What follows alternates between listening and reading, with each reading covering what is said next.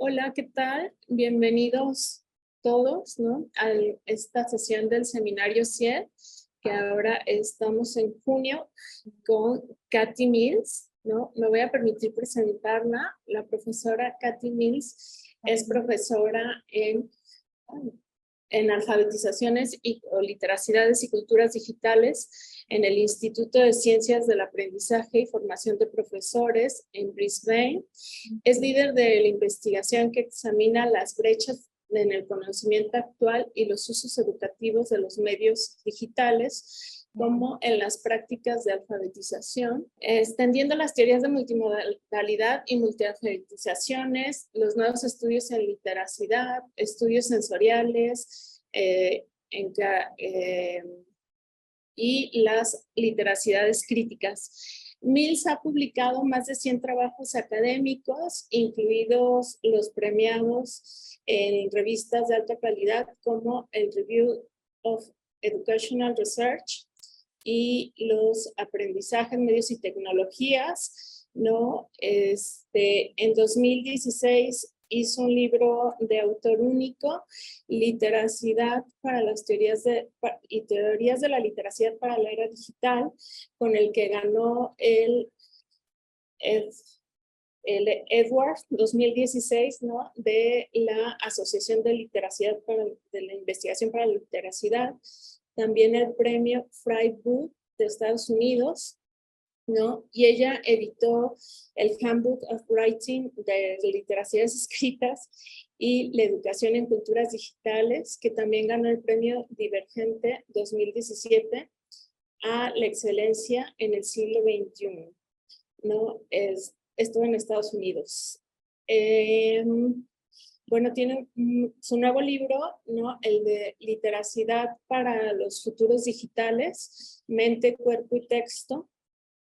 Fue seleccionado por el Knowledge Pledge para convertirse de libre acceso a partir de enero de este 2023. Y también ha ganado 5 subvenciones del Australian Research Council, ¿no? Incluido 3 como becaria y con un total de ingreso en subvenciones de 2.76 millones, ¿no? Y actualmente tiene la beca Australian Research Council, ¿no? Para educación en 2018 para desarrollar el aprendizaje de la lectoescritura multimodal a través de los sentidos en la educación primaria a nivel nacional e internacional.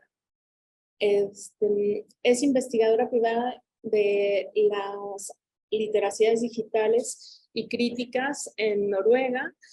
Y bueno, le voy a hacer el uso de la palabra para que inicie su conferencia. Entonces, Katy, you have the word. Do you want me to change to the audio channel or just stay on English? Dave? Okay. Shall I share screen and get started? Yes. Well, thank you for that lovely introduction. It certainly is an honor to be here. Today, I'm in Brisbane at 9 a.m. in the morning, so I realize that you're still on Monday. Seeing as I've time traveled into the future, I can assure you that Tuesday is beautiful. It's a sunny day and the world continued. So what is the future of the digital turn in the new literacy studies? And this is a question that I raised in 2010 in my article from Review of Educational Research. And it's still really important today. I'm going to revisit that information and those key debates which have shaped the way we look at literacy in the last decade and more. And I'm also going to look at some key issues that have arisen more recently that have shone a different light on the way we use the internet and literacy practices in everyday society. So, first of all,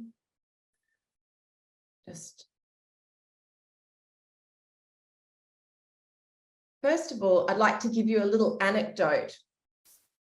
This is the robotic sound of GLaDOS, from a popular video game, which many of you or maybe your children or grandchildren might know, called Portal, that my son used to play.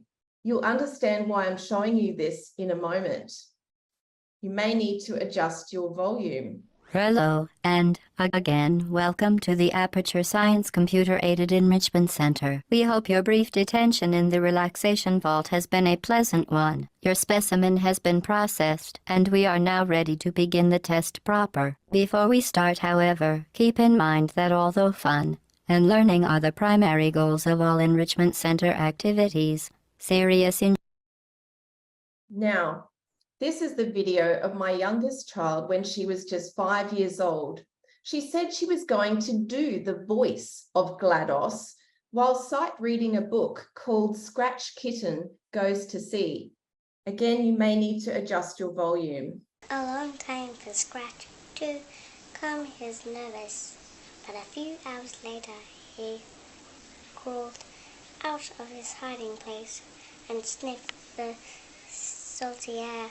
No slinking ducks, no nagging brothers and sisters, just the splashing of the waves and the flapping of the sails, the shouting of the sailors and the cries of the seagulls high above the mast. So you can hear the lilting sounds of GLaDOS in her voice as she tries to put the GLaDOS impersonation overlaying it over her reading. Her reading has become an intertextual reference to the video game. So there are two things I want to draw your attention to here. The first is that literacy and the digital world are no longer separate entities. So this reading of a printed book is actually a hybrid reading. It's overlaying things that are from the internet in everyday life. The second thing, isn't that a remarkable 5-year-old? Well, the digital turn in the new literacy studies was the title of that article in Review of Educational Research, based on G's concept, which you may have heard of, the social turn. So it was a bit of a pun. The social turn is named because literacy practices are indeed social practices. But my point is that today they're increasingly mediated by digital technologies. This is a consequence of technological change and the circulation of text globally on the internet, supported by social media now, and also mobile devices and wearables. So things like your Apple Watch, perhaps, and things that we can put on our eyes and our heads are now augmenting the body in new ways, so that we can access the internet or the digital world anytime, anywhere. So much of the new literacy studies across communities was describing digital practices by the turn of the century, and certainly by 2010, we were seeing that the digital was becoming more and more prominent in this group of studies. And we know that the digitalization of literacy practices and the broader context of learning have only been given greater priority since the COVID pandemic, when everyone went online, just about everyone. So what is the new literacy studies? Hello, and again, welcome to the Aperture Science Computer. So literacy research that is based on the socio-cultural theory of literacy is about literacy practices varying by cultural communities. Think of authors like Street, G, Heath, Barton, and many others.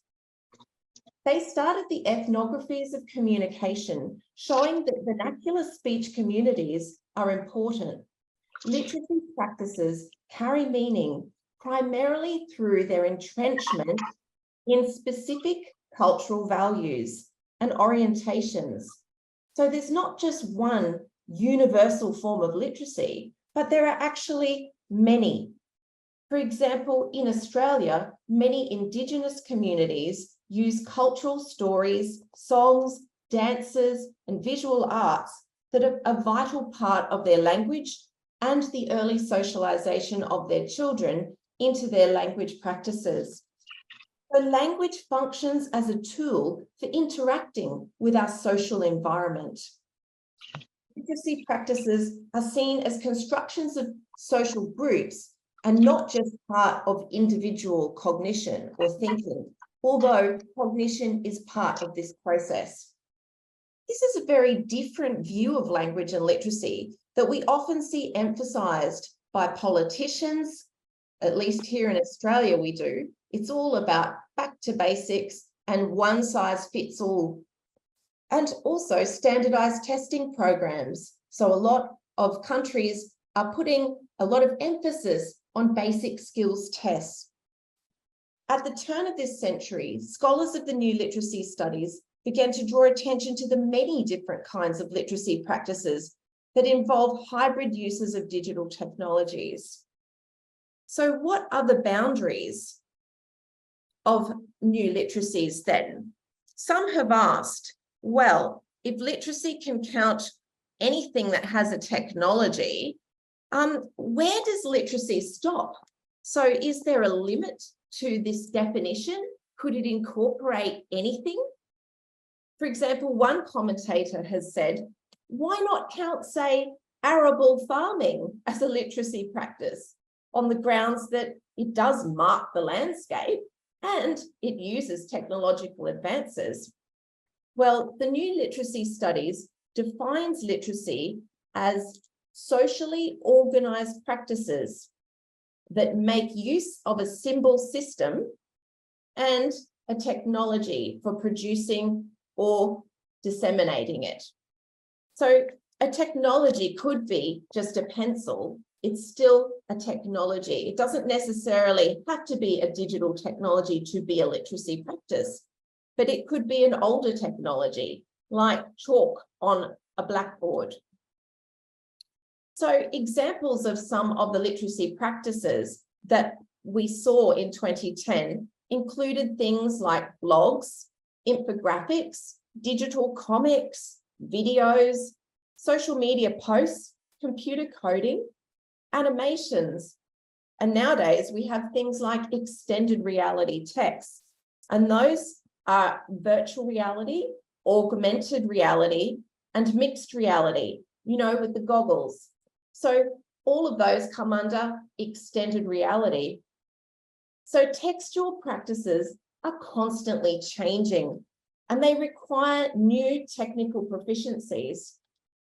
Most examples of literacy practices by 2010 contained some reference to spoken or written words as well, in addition to other modes. So there was a lot of emphasis on how texts were becoming more visual. This is still true today because we see billions of images circulated on the internet, with young people uploading more and more images. Some of the other practices that were popular or reviewed in the new literacy studies by 2010 were things like online chat, because that was pretty important around the Y2K era, and scripted radio plays. Though most technical definitions will say that any literacy practice could combine multiple modes without specifically elevating print or alphabetic text above those. So often what happens in schools is that we say all texts are multimodal, and that's important, but we still today see a lot of emphasis on alphabetic text plus other things like print plus images. But what is agreed is that conventional forms of reading and writing are no longer adequate to describe the various types of digitally mediated practices that we have today. One of the key debates that keeps coming up in the new literacy studies is the idea of in and out of school literacy practices. Is that actually a helpful distinction? Many of the new literacy studies often focused on out of school literacy practices. So these are the informal practices of youth that they engage in outside of school. Often we see it among adolescents. So the new literacy studies highlighted how many young people are online. They're engaging in peer and interest-driven practices. They might be watching Minecraft videos, playing Minecraft, uploading videos, uploading images to social media. And many adolescent literacy practices online were being observed even back in the early 2000s. Some cautioned that we need to be careful not to romanticize these out-of-school literacy practices, because there are many different literacy practices that young people still need to traverse. Just because they're text messaging doesn't mean they can write a college entry essay, for example. But we should also not homogenize the experience of youth, because many of them still lack access to a basic computer in the home. For example, I was part of a holiday program for literacy in Toledo, Ohio, and this was just before the COVID pandemic in the USA.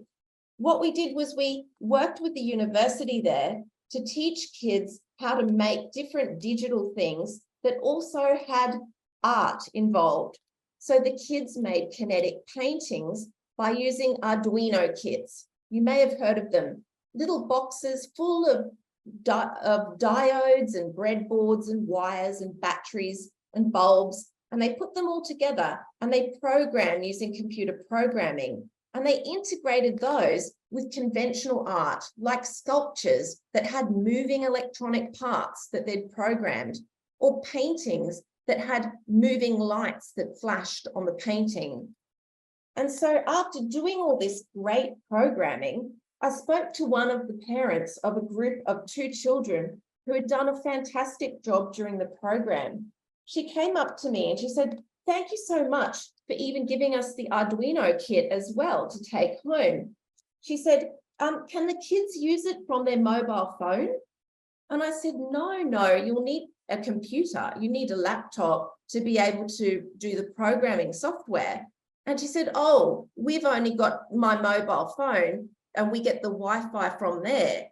And they didn't have a single computer in the home. And that's quite amazing in this day and age. So sometimes we assume that there are these accesses to literacy, but there are not.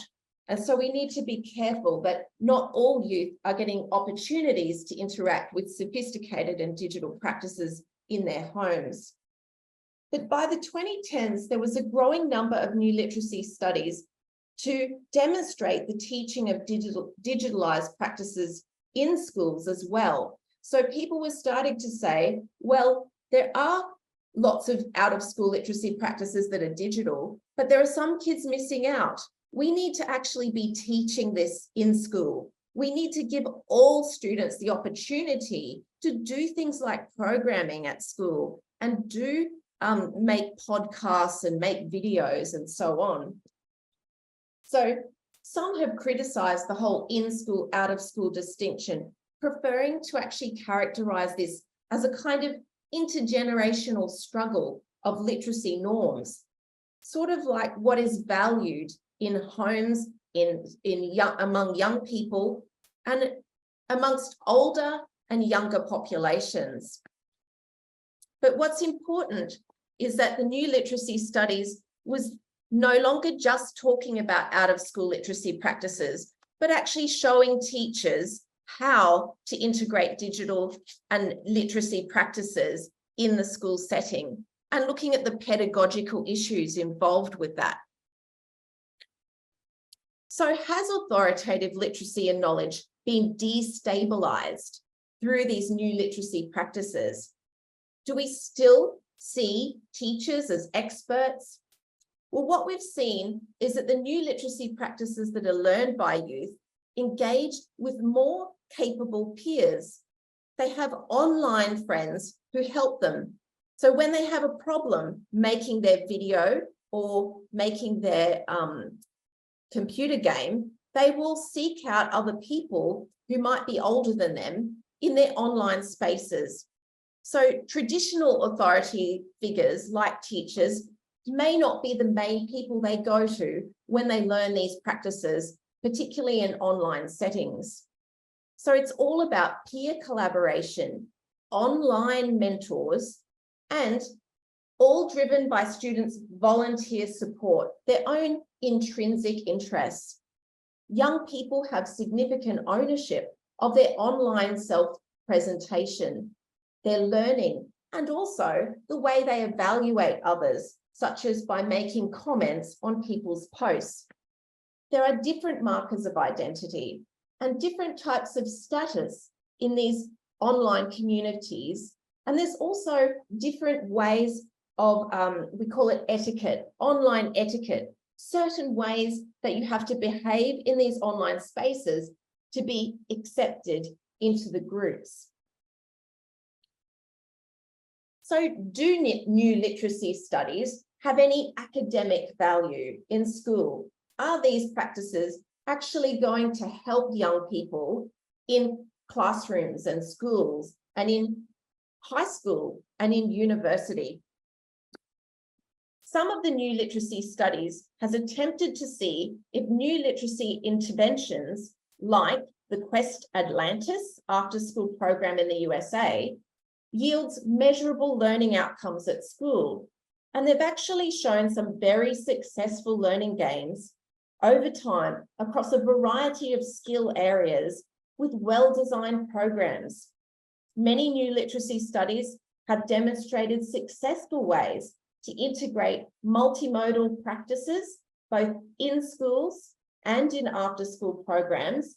And these are aligned to the official curriculum. They're not just ad hoc, they're not random. These are programs that are well integrated into the school program. For example, some teachers have used spoken word poetry, hip hop, video games, virtual worlds, and online chat. They also have shown some of the challenges that teachers encounter when trying to integrate these new practices in schools, where maybe there are not the resources that they need, or there may not be the infrastructure or support from the school leadership. In Australia, the teaching of multimodal literacy is actually a national requirement. It's in our national curriculum. The word multimodal appears 360 times in our curriculum, from when students start school right through to when they finish school, when they're 17. And so this has made it very easy for teachers in Australia to give priority to new digital practices because they're actually required to do it now.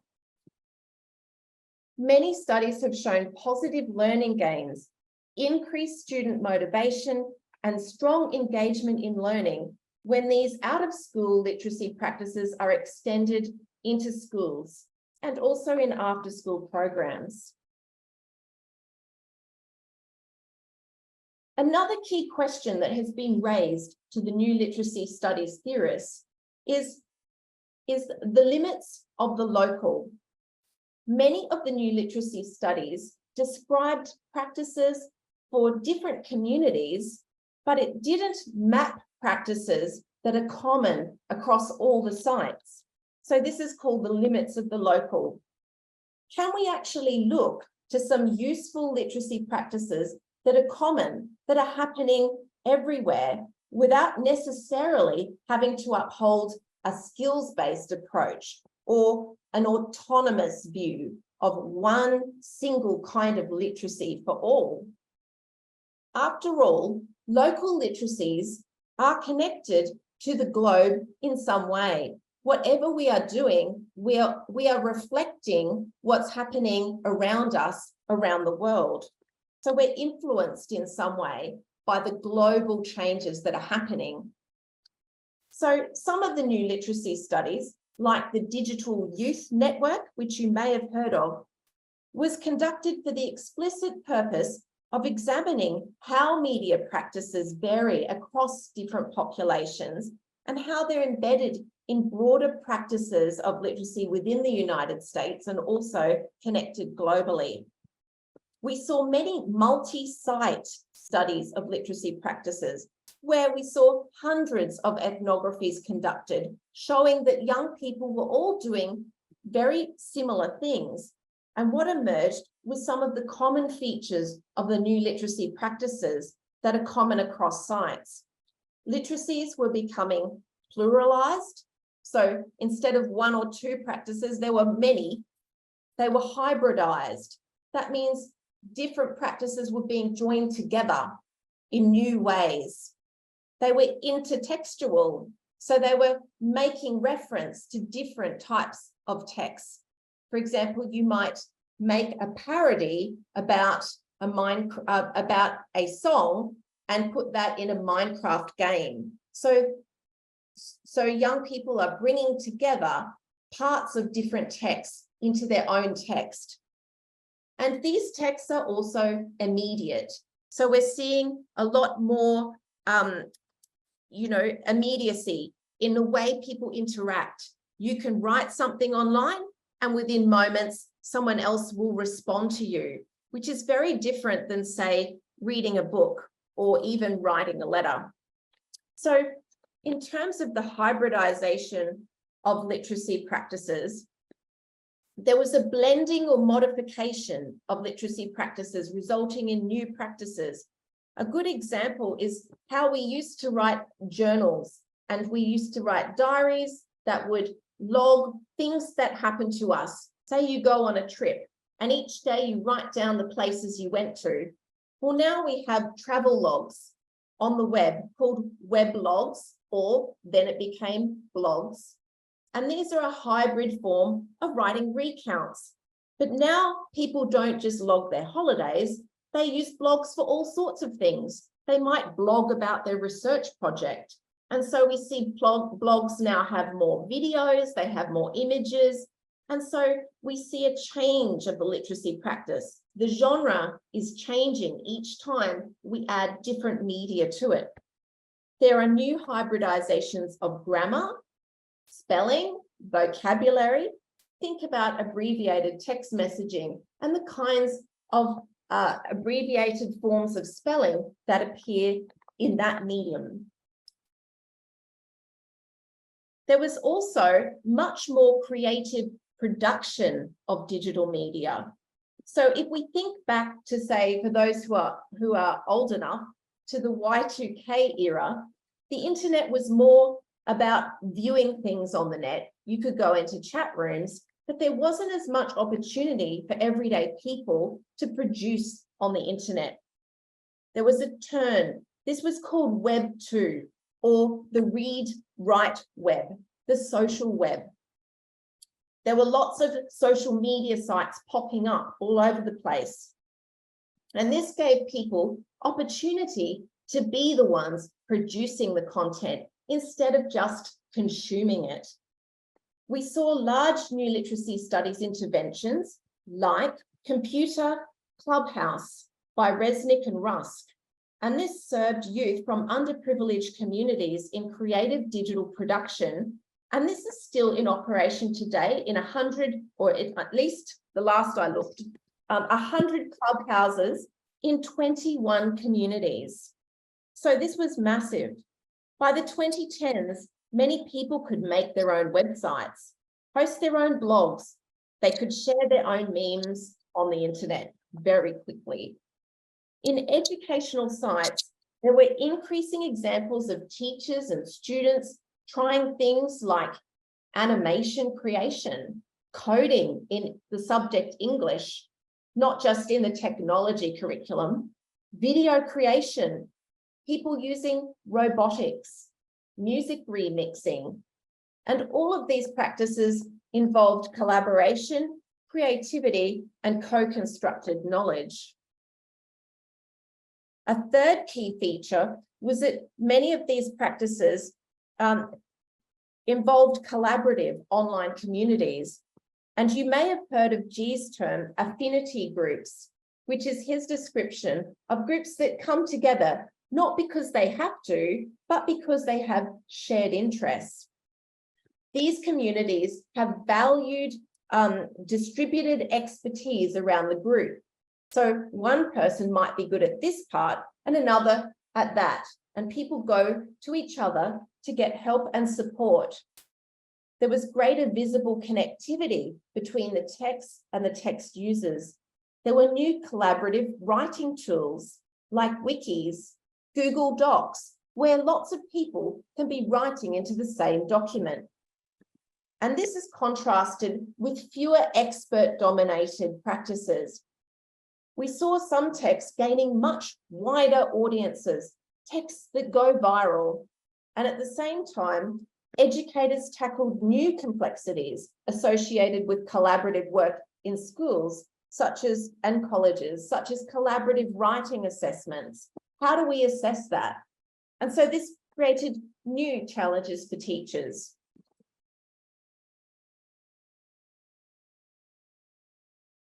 It's really important to think about whether the literacy practices that the New Literacy Studies has looked at has been focused on, say, just exotic literacies of dominant Western contexts, or does it actually look at what marginalized groups have been doing with literacy practices?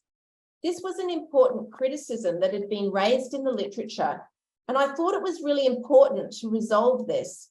So I reviewed the studies in 2010 to see if there were more examples of literacy studies conducted by wealthy participants in well-resourced countries compared to other groups. And what I found was actually the opposite.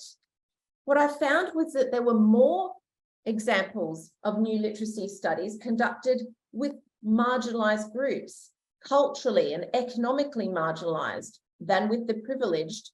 And the social justice agenda in these studies was really very strong.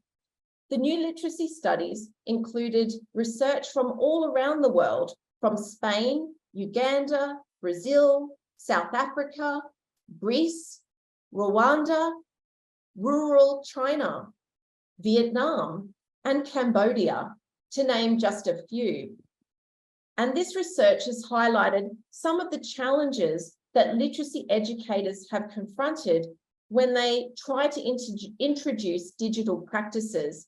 For example, in places like Uganda, there, the out-of-school literacy practices are not rich, they're not frequent, and they're not digitally mediated.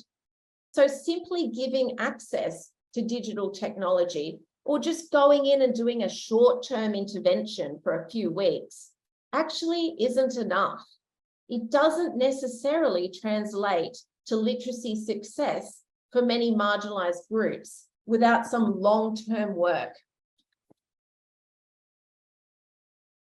So in this digital age, we now are at an era where we have AI, and it's part of the social media environment.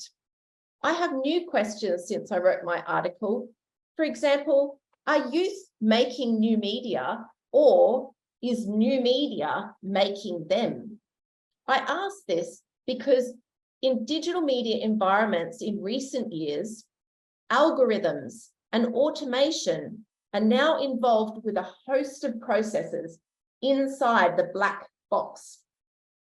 Algorithms are used to target advertisements based on predictive analytics, filtering information, and generating relevant content for users. Websites now track users' digital footprints, while providers are data mining and they're profiling users, many who are just very young children. Attentional and behavioral engineering are now used to bring users back to their website or their apps, to engage for longer, to make more purchases, while research has demonstrated how social media news feeds can personalize content and actually manipulate the reader without the user even being aware. Here's an example of what I mean from a TED Talk segment by James Brittle.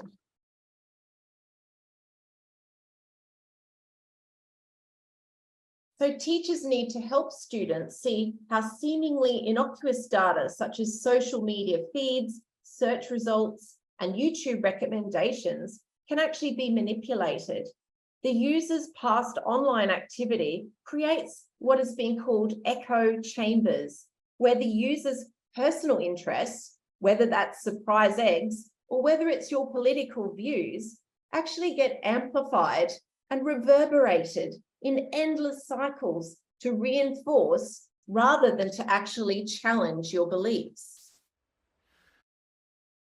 Students today need to be taught new literacies of the algorithmic kinds, critical literacies, understanding how predictive analytics are used to build rich profiles of users and to target users with content and advertising. Algorithms are used to filter the media content consumed by children and youth and adults. They use online advertising. They suppress or draw attention to particular content that they believe is consistent with your past preference. These algorithms are well-hidden secrets of technology companies and social media sites. And with infinite data input, it's impossible to trace exactly how the automated results are produced. Here's another example of what I mean.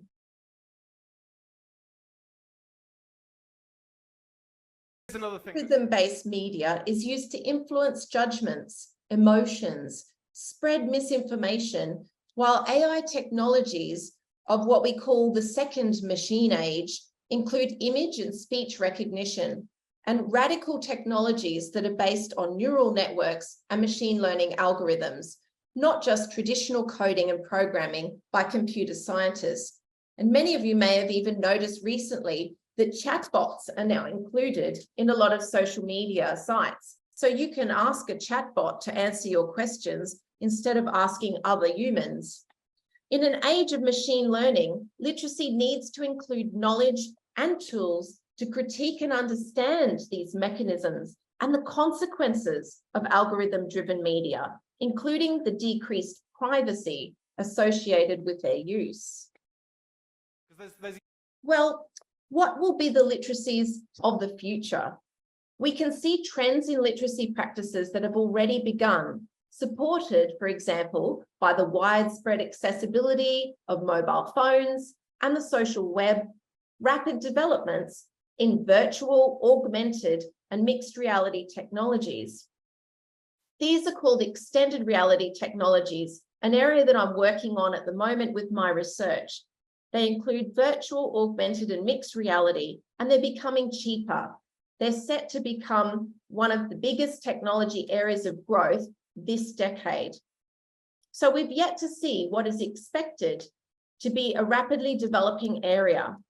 But a useful way to think about new literacy practices is the extent to which the new practices are simply a substitute for a conventional literacy practice, or whether literacy practices are actually radically transformed. It's useful to look at the SAMR model, SAMR. We can see that some technologies function as a direct substitute for the print version. It's hard to think of an example because they all involve some change, but I might suggest something like, say, a dictionary. You could carry a pocket dictionary around, or you could consult an online dictionary and get roughly the same thing. Then there are technologies which will augment print practice, but with functional improvements, like reading ebooks that are lightweight, interactive, searchable. You can have shareable content and share sections, and they have compact storage. Moving up the model, there is modification, which is a greater degree of change. This is tech that allows for significant literacy task redesign. I think here of things like with virtual reality, you can use Google Tilt Brush to do virtual painting, but you don't need any paint. You can just go into that space and paint in 3D with these really bright colors, and you can paint anything. You can paint about what you've been learning at school. And this feels like modification. And then finally, at the fourth step, we have redefinition. This is where digital tech allows for the creation of new literacy practices that we hadn't even thought about. They're inconceivable. For example, I bought myself a HoloLens 2 mixed reality headset, and I gave it to my daughter, who's not 5 anymore. She's now 14. So she put the headset on and she started to make a narrative using 3D holograms. So she had holograms of biomes, which were things like a city, an Arctic biome, a jungle, and then she put 3D characters into it and 3D key objects like rainbows and unicorns and magic keys and all sorts of things and gems. And so she then told a story using the 3D holographic models that filled the room. This is the kind of thing that I wouldn't have thought about back when I wrote this article in 2010. These interactions simply involved in-air haptics, so you can control the holograms without a device, apart from the device on your head. So these categories, they're not inflexible, but you can look at it like a continuum where they kind of blend into each other, a range of practices that have lesser or more difference to the literacy practices that we know. In sum, any new literacy practice, digital or not, needs to be founded on a social justice perspective that continues to respect the diversity in cultural communities and work towards a more equitable and just society. So thank you for listening to my presentation. I have a website for my current future fellowship, which is funded for 4 years by the Australian Research Council. I'm coming to the end of that. The website's called Census Together, and you can Google Census Together and you'll find that site, which has all updates on my latest research. You can also follow me on Twitter at @Mills_KA, and I do love going on there and interacting with other academics, PhD students, and I'll be sure to follow you back. And so the other thing I just wanted to point to is in the introduction, you mentioned my new book, Literacy for Digital Futures, which is the one with the teal cover. That was co-authored with Len Unsworth and Laura Scholes. I'm the lead. And that book is available open access, which we're really excited about. So you can just Google Literacy for Digital Futures by Routledge. And then when you go to the page, you'll see a link for Creative Commons, and you can download the whole PDF for free. There's chapters in there on video games, there's chapters on animations, there's chapters on VR, MR, and even the model that I talked about today.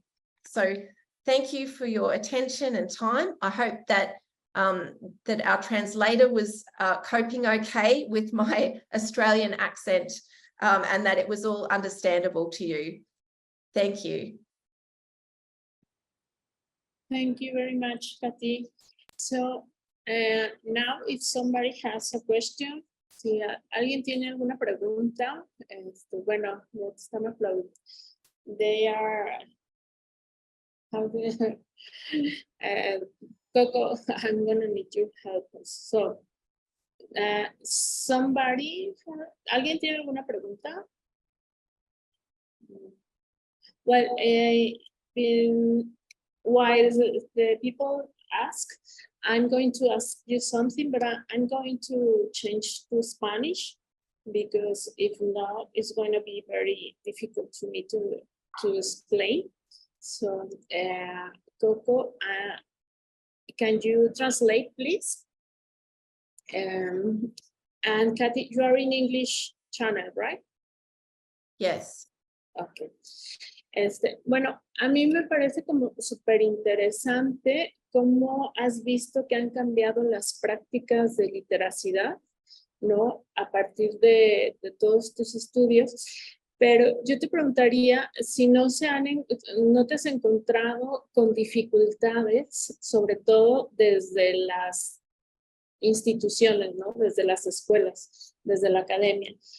porque creo que a veces los propios profesores o los estudiantes ya están haciendo prácticas multimodales, multiliteracidades, pero luego las instituciones, las universidades, sobre todo, no sé si también sea en las escuelas de niveles más básicos, también tengan este tipo de restricciones, porque hablabas del spoken word, de hip hop, de todas estas prácticas que no necesariamente tienen que ver con una tecnología, sino que es hacer otra cosa totalmente distinta. Entonces, no sé si te has encontrado con esas resistencias y cómo las han logrado superar o cómo han logrado llegar a un camino para que sean viables, ¿no? En los otros espacios, en estos espacios institucionalizados principalmente. Yes, that's a fantastic question. I would, from very early days when I worked with schools in the early 2000s, I met a lot of resistance. So I don't know if many of you remember Alan Luke, who is quite famous. He was working with us in a low socioeconomic school. So it was an economically marginalized school. And we had to work with a lot of teachers to try to encourage them to change their practices and bring new multimodal practices into the school. And that was met with mixed reactions. Some teachers were very resistant to me coming into the classroom and would actually ignore me when I walked into the room and go and smoke cigarettes and not talk to me because they hated me because I was going to change their practices. And I loved things like video games and digital innovation. And they went to the principal and they spoke badly about me because they wanted to get rid of me from the school. So I've had that level of resistance. But then as the curriculum changed and as digital practices became more accepted by the government, by our curriculum, in Australia, we saw a bit of a shift. So teachers then were told by the government, teach multimodal literacy. And then suddenly all the schools said to us, tell us, what is multimodal literacy? We want to know how to do multimodal literacy. How do we do it? How do we do it without changing our programs too much? What do we do with the technology? How do we have time to do all the things we used to do and teach the alphabet and reading and writing and do all the modes and understand visual communication and learn all the new digital skills? And so we showed them, and many teachers showed us. They showed us what they were able to do. And they'd say, well, we do all of the things we used to do, but now the students are going to make a website at the end, and all of this writing that they've done, their narratives, are going to be presented on a web page with images and widgets and different things. Or they do, even in some schools, just something very simple. It could be just presenting a PowerPoint, but it's still a multimodal text. And so teachers were finding ways of integrating these. One of our most recent projects has involved an amazing teacher who is teaching English, but we came to him and we said, we want you to teach coding using Scratch to your students to make narratives that are multimodal, animated narratives. And he didn't know anything about coding. So we did workshops with him. We taught him how to code.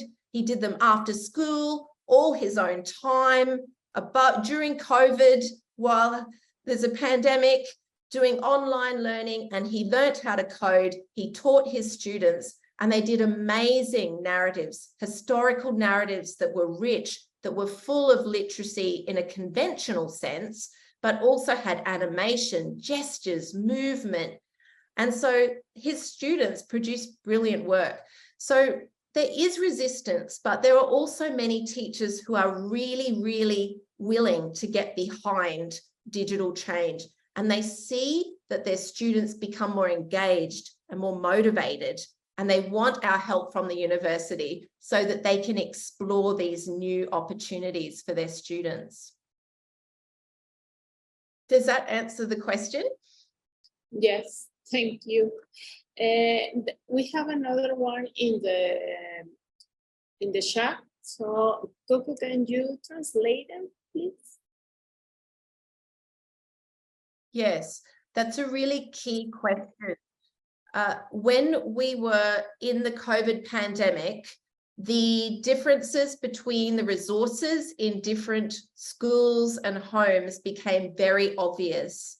So talking to lots of principals, some of them had students in remote areas of Australia where students did not have computers at home. And so instead of doing everything online, for example, they printed up papers and packages of traditional paper print objects, and they took them to the schools and they delivered packs of paper to students because they knew that in a short time, they could not get digital access to everyone. They couldn't get digital training for everyone. And it was the only way to get the students to learn. In other settings, we saw many resourced schools, well-resourced, where students already have their own iPads at home, their own computers, where there's one digital device per person in the home or more. Sometimes each person has an iPad and a computer and a phone. And so in those schools, they quickly went online. All the students were given laptops and they were instantly on Zoom doing their lessons in a digital format. And so there are vast disparities in this is in Australia, we have vast disparities, but you can go anywhere in the world and you will see these massive divides that are happening. And unfortunately, I thought over the time that these divides would get less and less, that everyone would have a computer and everyone would have the internet. But in some ways, I feel like the divide's even widening because nowadays we have so much more expectation. So when young people go into the workplace, they're going to need such a high level of digital skills compared to what they have in the past. And so I feel like that we really do need to be addressing those gaps. And we have gone to schools, for example, I went to an Indigenous school and I worked for 3 years with them. And I just worked with the Indigenous elders and I said to them, what is your priority? Not what should I bring to you? And they said, you do lots of multimodal literacy work. We want our Indigenous kids to have the same access as everyone else. We don't want them to miss out. We believe that Indigenous culture and digital practices can go hand in hand. We don't need to have one or the other. We need both. And so I went to that school every day, showed up and worked with them on the ground, helping the teachers to work with multimodal literacy practices that fitted their community needs. And they were things like they would do beautiful Indigenous artwork, but then I would think of a way to make that digital. So we would photograph the artwork and the kids would make digital stories using scenes from the artwork. And then they would audio record their stories. So they would write their stories, but then audio record them over the digital art to make digital stories, for example. And so by using the conventional practices like reading and writing and painting and things that were important to their culture as well, we then just augmented it and thought through in clever ways, what are simple ways we can help to make this more digital. Recording a story doesn't take very long, but yet it's a way for them to actually see the modes come together. And so that's just an example of where I've worked with, I would say, mostly an underprivileged group over 3 years. And I prioritize that because this is close to my heart, that I don't want to go to schools that already have everything. I want to find the schools where that gap is wider and give them the expertise so that their teachers can bring their skilled digital skills to their students. And the teachers were amazing. I had no resistance in that school. All the teachers were so encouraging and so receptive and wanted to take on new practices.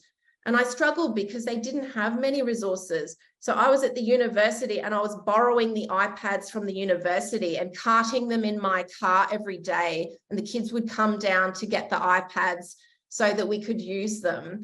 And so, you know, I just had to find ways, because my project only had money for academic things. It didn't have, you know, all the tech that I could just deliver to the school. And so I had to find resourceful ways of giving that access to the students.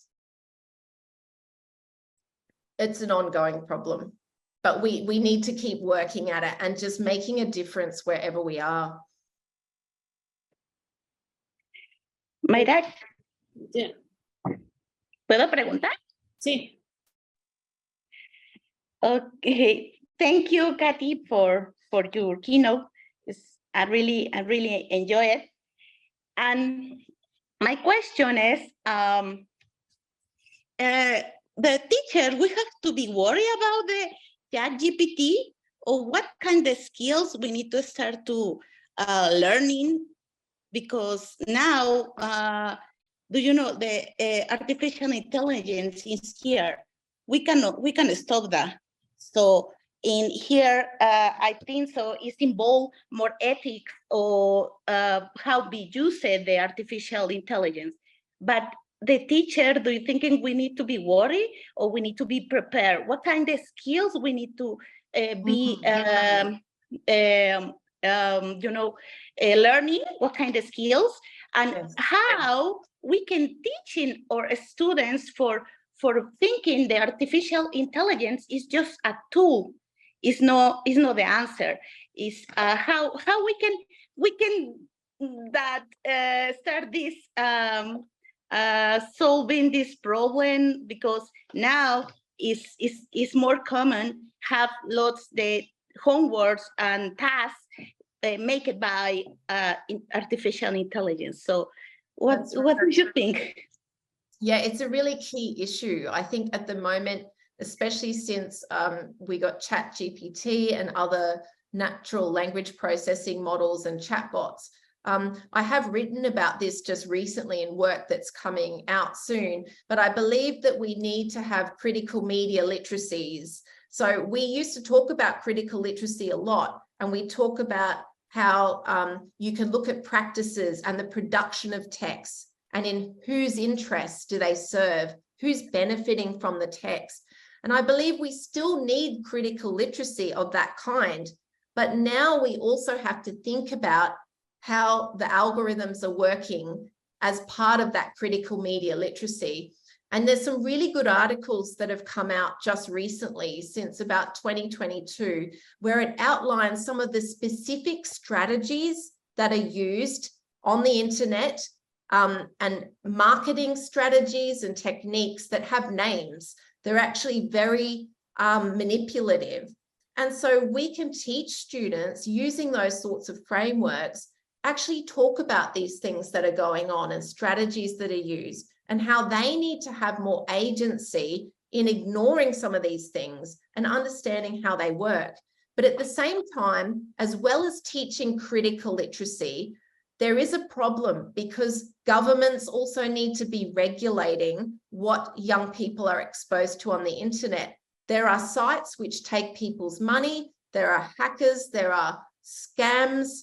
And so we have seen a lag in the laws that govern internet use. It's like they're always trying to catch up.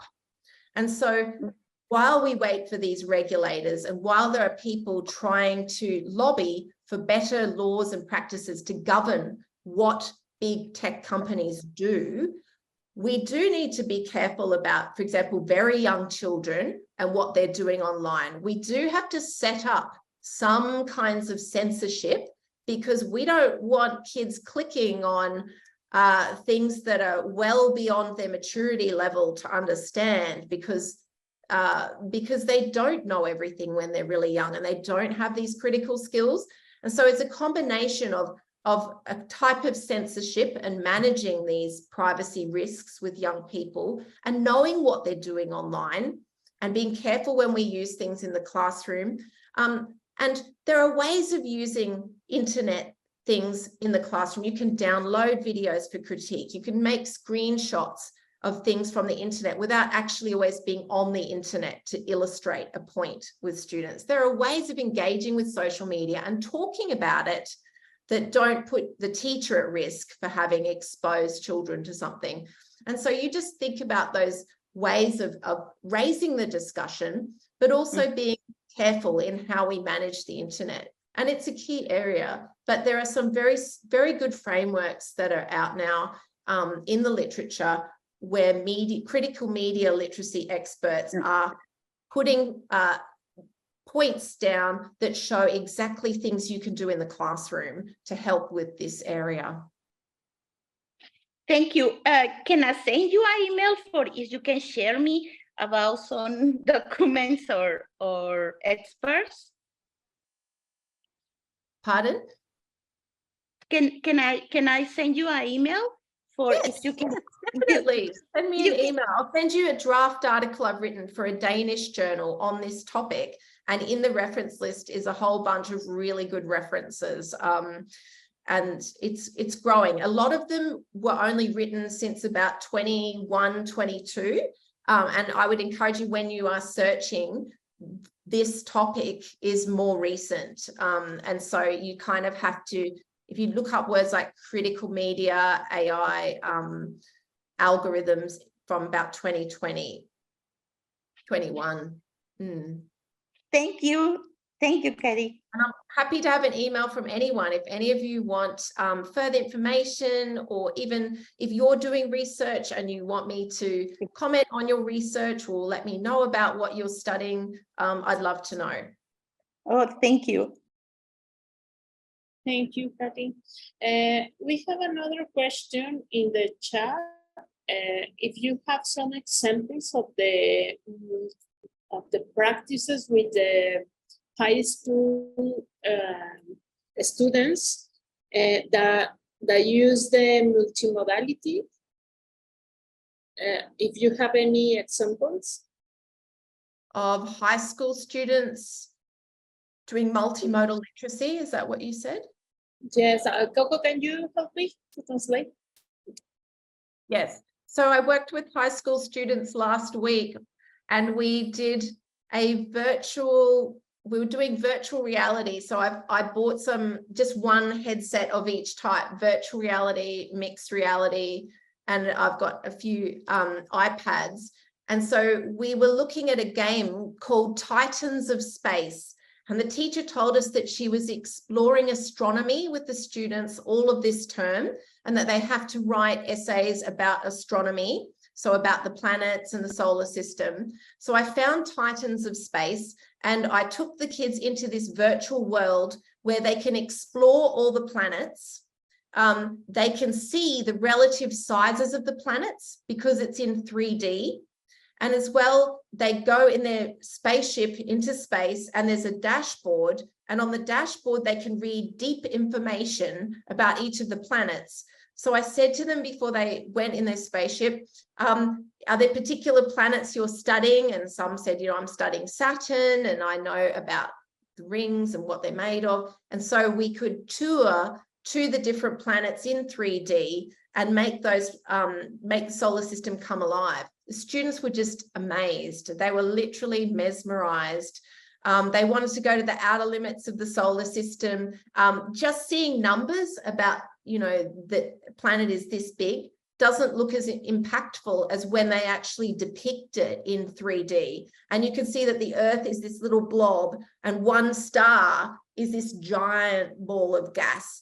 And so just being able to see the relative sizes of the planets was amazing. So the students did that, and in that virtual reality, they were also reading, and they were summarizing information. And we had students with special needs. We had kids with ASD, and they were loving it as well. And they could tell me so much more about the planets than I even knew. And so then the students integrated that knowledge into their essays. We then got them on the iPads, and they used the a loom cube where they actually could shine on the cube, and then a 3D solar system model would pop up sort of in front of them where their hands were. They could click on different planets and get information. So we also tried sort of comparing augmented reality 3D models with the virtual reality to help them with their solar system unit. And some of the kids actually, even though they're in high school, couldn't read. Like some of them had dyslexia and other problems that had traveled with them all the way through to high school. And so we were able to help them in the virtual reality game because it had kind of like subtitles underneath everything. And it had a virtual agent who was reading everything out for them. And so it could help scaffold their reading as well. So that's just one example from something I've done recently. Pretty high tech, but that's something we did. And also the coding animated narratives projects we've been doing right through from upper primary right into secondary, but up just early secondary. So sort of kids who are 12, 13. In Australia, the senior secondary curriculum where kids, the last 2 years of high school, when they're about 16 and 17, that is very pressurized, and it's very hard for us to do research with those students because all of the work goes to a board and they get assessed and it determines what universities they get into and things like that. So we have less room to do experimental things with them, but we've worked a lot with the lower secondary, so the sort of 12 to 14-year-olds. Thank you very much, Kathy. I think that it's really nice to hear that multimodality is not only technology, because I think that sometimes there is a little confusion, like, well, high technology, but I think that it's great in that sense. Somebody else has a question,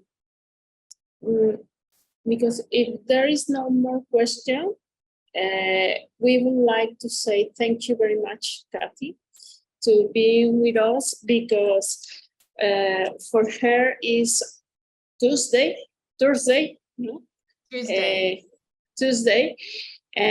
and for us it's Monday because of the change of the time, and we didn't plan it, so she made a big effort to be here with us, and we thank you very much for that. Mayra, just I go on the last question. Yeah, okay. Katie, is it true in Australia they go at the big spiders? Yes, very big spiders. I can give you spider stories.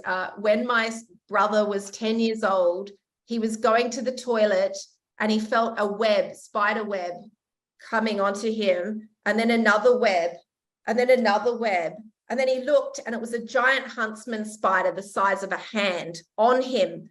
And I just heard, ah, and he ran out of the toilet, getting rid of the spider.